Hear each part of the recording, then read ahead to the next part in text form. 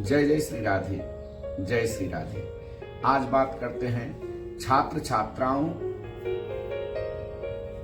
के जीवन में आ रही समस्याओं के बारे में, शिक्षा के बारे में, प्रारंभिक शिक्षा, उच्च शिक्षा, शिक्षा के परिणाम और शिक्षा के लाभ के बारे में। जय श्री राधे, जय मां सरस्वती। पहले एक माता सरस्वती की एक छोटी सी प्रार्थना सुनाता हूं आपको।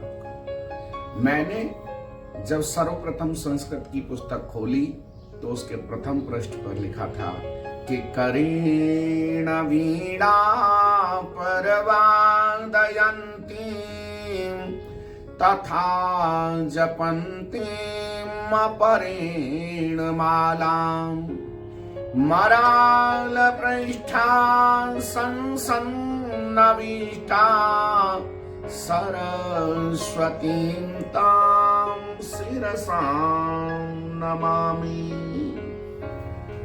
और इस श्लोक का अर्थ था करेण वीणा परवादयन्तीं तथा जपन्तीं अपरेण माला।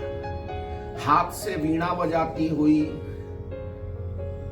करेण वीणा परवादयन्तीं तथा जपन्तीं अपरेण मालाम, दूसरे हाथ से निरंतर माला का जप करती हुई मराल पृष्ठा संसन्न विष्ठा, हंस की पीठ पर आसन लगा करके बैठी हुई ऐसे स्वरूप वाली माता सरस्वती, हम सब आपको प्रणाम करते हैं।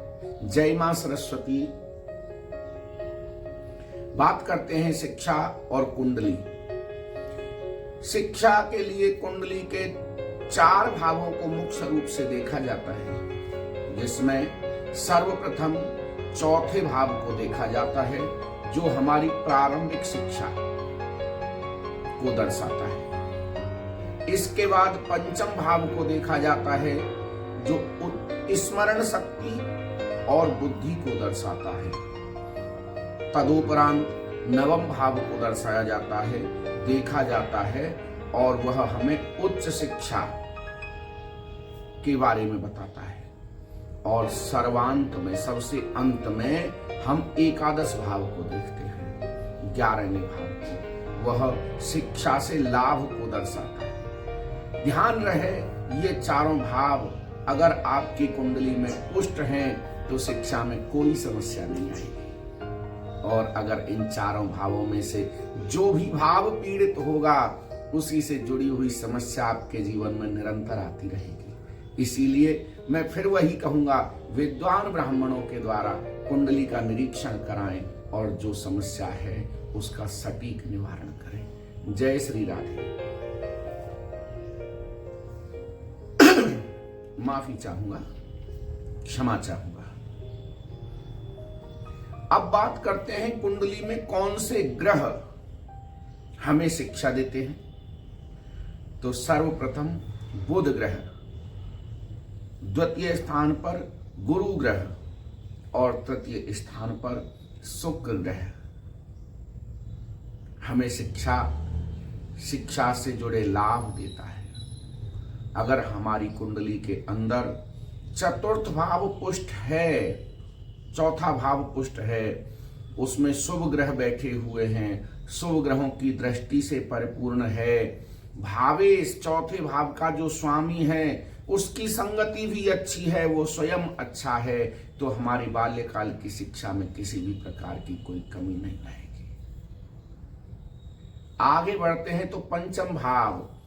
अगर हमारा पंचम भाव पुष्ट है कुंडली के अंदर, 5वां भाव शुभ ग्रहों से युक्त है, शुभ ग्रहों से दृष्ट है।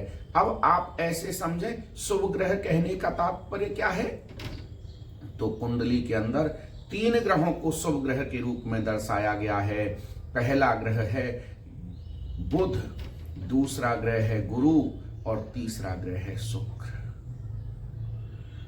इन 3 भावों से परिपूर्ण है, इन्हीं की दृष्टि पड़ रही है शुभ ग्रहों की, तो आपकी स्मरण शक्ति तीव्र रहेगी, आप रचनात्मक होंगे, कलात्मक होंगे, आपका ज्ञान विशेष रहेगा, आपकी स्मरण शक्ति विशेष रहेगी और इसके विपरीत जाएं, अगर पंचम भाव के ऊपर पाप ग्रहों की दृष्टि है या पाप ग्रह बैठे हुए हैं तो आपकी स्मरण शक्ति मंद हो सकती है।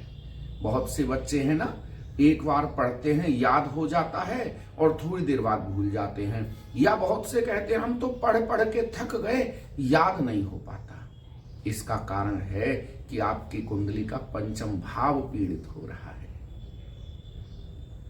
उच्च शिक्षा के लिए बढ़ेंगे नवम भाव की तरफ। अगर आपके नवम भाव में शुभ ग्रह बैठे हुए हैं, शुभ ग्रहों की दृष्टि पड़ रही है, तो आपकी उच्च शिक्षा में कोई व्यवधान नहीं आएगा दोस्तों। अगर आपके नवम भाव के अंदर पाप ग्रह बैठे हुए हैं, शनि बैठा हुआ है, राहु बैठा हुआ है, मंगल बैठा हुआ है, तो उच्च शिक्षा में अवश्य ही व्यवधान आएगा। इसीलिए फिर से कहता हूं, विद्वान ब्राह्मणों के द्वारा कुंडली का निरीक्षण कराएं। आगे बढ़ते हैं एकादश भाव की तरफ।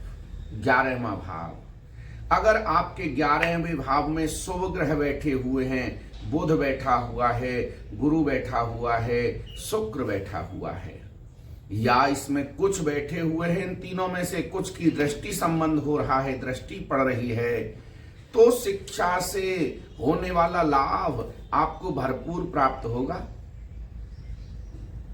जैसे चाहेंगे नौकरी मिलेगी, जहां चाहेंगे नौकरी मिलेगी, जितना चाहोगे पैसा मिलेगा।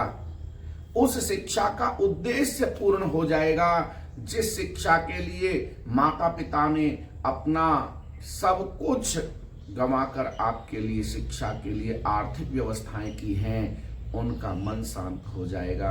आपको अगर लाभ प्राप्त होगा। अगर आपके एकादश भाव में पाप ग्रह बैठे हुए हैं, क्रूर ग्रहों की दृष्टि पड़ रही है, पाप ग्रहों की दृष्टि पड़ रही है, तो आपकी शिक्षा के होने वाले लाभ में व्यवधान आने लगेगा, नौकरी में व्यवधान आने लगेगा, व्यापार में व्यवधान आने लगेगा।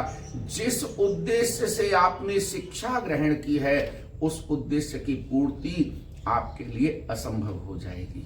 इसीलिए चौथा भाव, 5वां भाव, 9वां भाव और 11वां भाव विशेष रूप से शिक्षा के लिए जाने जाते हैं। इनका निरीक्षण अवश्य करें छात्र छात्राएं। बुध ग्रह का निरीक्षण करें, आपकी कुंडली में कैसा है, कहां बैठा है, क्या कर रहा है। गुरु ग्रह का निरीक्षण करें, आपकी कुंडली में कैसा है, कहां बैठा है, क्या कर रहा है। और शुक्र ग्रह का निरीक्षण करें। अगर आप यह कर लेते हैं, आपकी शिक्षा सहज हो जाएगी, आपका शिक्षा के परिणाम सहज हो जाएंगे और शिक्षा से होने वाले लाभ बहुत बहुत बहुत अच्छे हो जाएंगे। जय श्री राधे, जय जय माता सरस्वती, जय हो।